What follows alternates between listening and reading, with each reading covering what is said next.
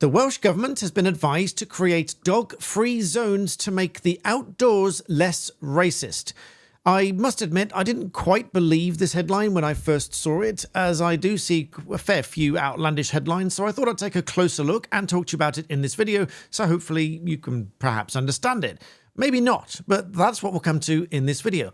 But first of all, if you do like this fresh approach to the law, the news, what's going on in the world from a practicing barrister, I'm Daniel Shensmith, a barrister of England and Wales. Please do hit that subscribe button, like the video, ring the notification bell, because I'm independent, I'm not with a big media conglomerate. I would like to give you my independent, objective views, and we'll hopefully understand this thing together. So let's take a look at what we're talking about here. This indeed was a headline that I saw this morning, that the Welsh Government has been told or advised to create dog-free zones to help them make the outdoors less racist, or to make them anti-racist. I don't know how you make something anti-racist, but there we go. So when I saw this, I thought that I would take a closer look at this because indeed, I just thought that there must be at least something in this to lead to this conclusion. And being the lawyer, I like to go to the source, and this is the source. It's the Anti-Racist Wales Evidence Report. A report by Climate following dialogue with their communities of people's experience of racism related to climate change, environment and rural affairs matters. Now, there's a lot of things in here that make perfect sense, and there's this supposed conclusion to make dog-free areas, which I don't quite understand, even having read the report, because I did read the report and I still don't understand it. And the reason for that will become clear throughout the report, because the report goes through the methodology, the findings and the conclusions all very briefly. I mean, this is only an 18-page document.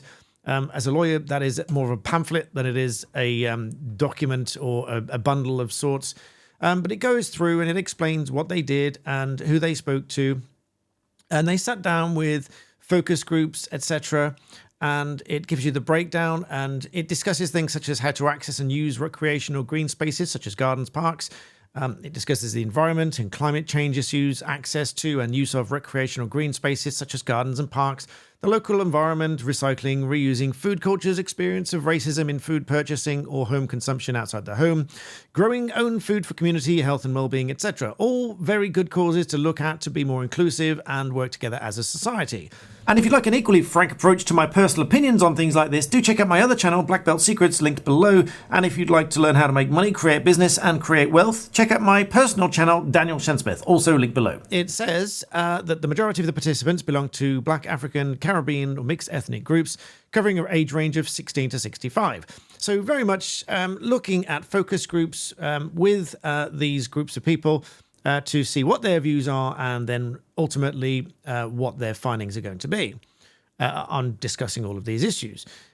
Looking at the roles of individuals in society and community, adapting to climate change, etc. Going through, there's a number of different responses here, all very sensible, talking about how one goes to the park and how different groups do or do not interact with each other, etc., and how that can be improved, which is all perfectly fine. However, cutting to the chase here, the one bit that I really don't understand is when it talks, first of all, about the recommendations, it says, in light of these findings, which is a bit odd, which I'll come back to in just a moment, in light of these findings, some recommendations have been summarized below. Create a communication strategy to help bridge the gap between the minority ethnic people and the community-led initiatives. All perfectly fine. I am all for good communication strategies because communication is key. As a mediator as well, I always say communication is key. You need to talk to each other. If you just ignore each other or if you just fight with each other, then obviously nothing really works. You need a good communication strategy for this to work. Absolutely fine. Encourage a greater volume of local minority ethnic people to volunteer, get involved in the environmental sector and climate change advocacy. Again, absolutely fine. I think involving people in these situations is going to help. I have personally been at a number of different events for a number of different reasons and had lots of different people from lots of different backgrounds volunteering their time all day long, working very hard, working alongside each other.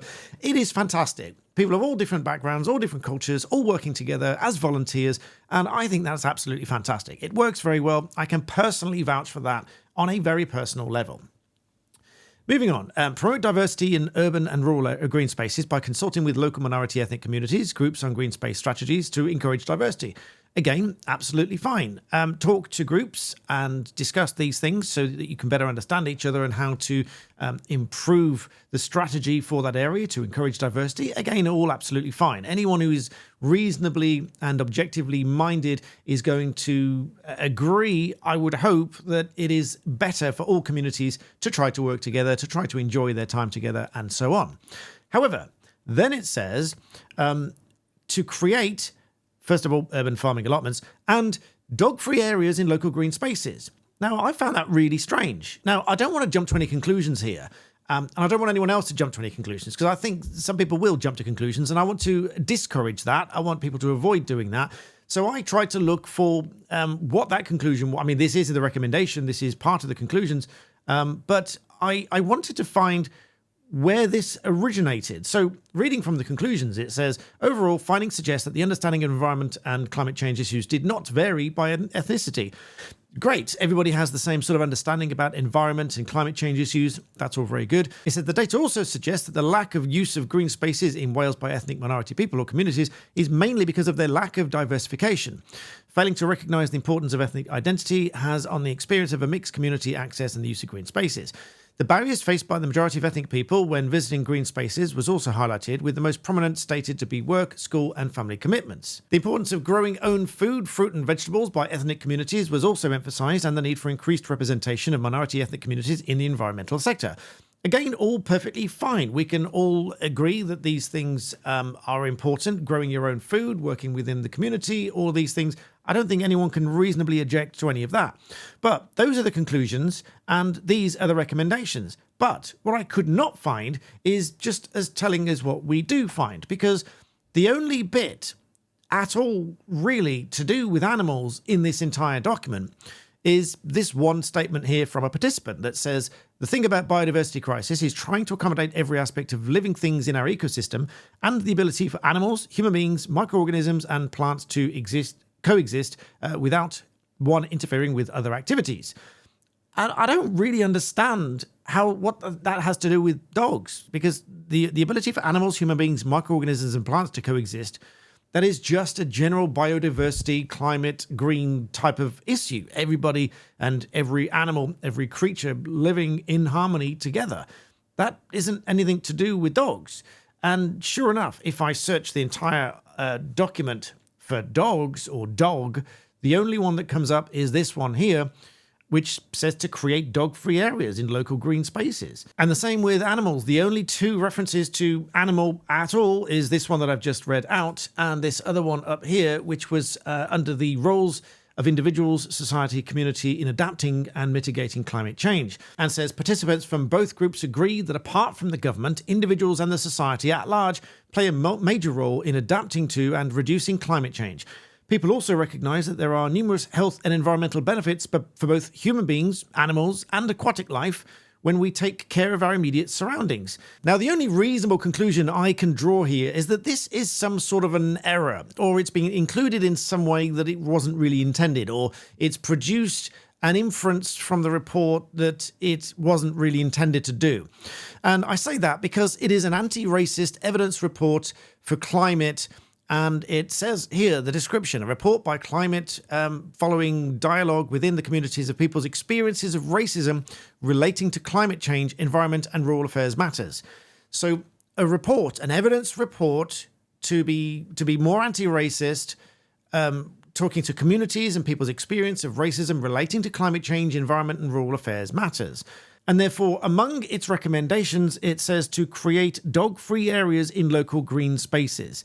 Now, as I say, I don't really understand why creating dog-free areas would be part of a plan to be more anti-racist. The only logical thing that I can think of is those people that do walk dogs and leave the mess there, which drives me mad. I take a dog to the park and we always clear up after the dog, because it is your job and your duty as a dog owner to ensure that you clear up after that dog. But that is not a racist issue. I think this is a bit of a dangerous red herring here. And if there is indeed some reason that this is linked to racism, it should be in the report, because otherwise I think it is creating this dangerous impression and is more likely, ironically, to drive a divide between societies. Now, I have to say, I can't really say any more because there isn't any more within this report. This is it. This is the report. I'm sure there is more documentation that goes behind this and perhaps supports what it says somewhere or another. But it's not within this document. There's nothing about animals in here. There's certainly nothing about dogs in here, apart from creating a dog-free area in local green spaces. But as I say, I think ironically that is more likely to drive a divide between communities. Because even if, let's say, I don't know what the basis is for having a dog-free area to be more anti-racist. I don't know what that basis is because it's not in the report. But let's say that there is a basis for that, and there is a real basis for doing that. I think, ironically, that is going to drive a divide between societies anyway, because the UK as a whole is a dog-loving nation, I believe. Dogs and cats, whatever. According to Statista, about 36% of households in the UK own at least one dog, so just over a third of households own a dog, and a little bit less for cats, but 26% of households in the UK own a cat.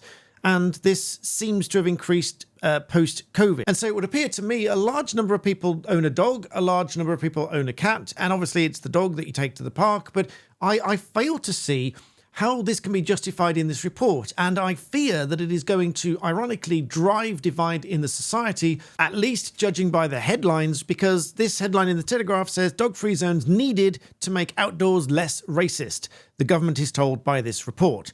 And I, for one, I think that's rather ironic. I think it's wrong, frankly, because I think even if there were a basis for it, which isn't clear in the report, I think, ironically, it is more likely to drive a divide between society than it is to bring them together. So either way, I hope you found this video useful, because when you see the headlines, even when they are based on the report and the report doesn't seem to elaborate on the claims made within it, I do hope that you'll approach it with an open mind, because there's probably something missing. To me, it feels like there is something missing. Maybe it was prepared in conjunction with some other stuff that I haven't yet read, I confess, because I haven't found that. But based on this report, within the report, I believe it should be self-contained. Because if it's going to make a recommendation at the end of it, then the basis for that recommendation should be set out within that report. Otherwise, it should at least refer to where that information came from and where that recommendation came from. But either way, I hope you found it useful. Please do like the video, subscribe to the channel, and I'll see you next time.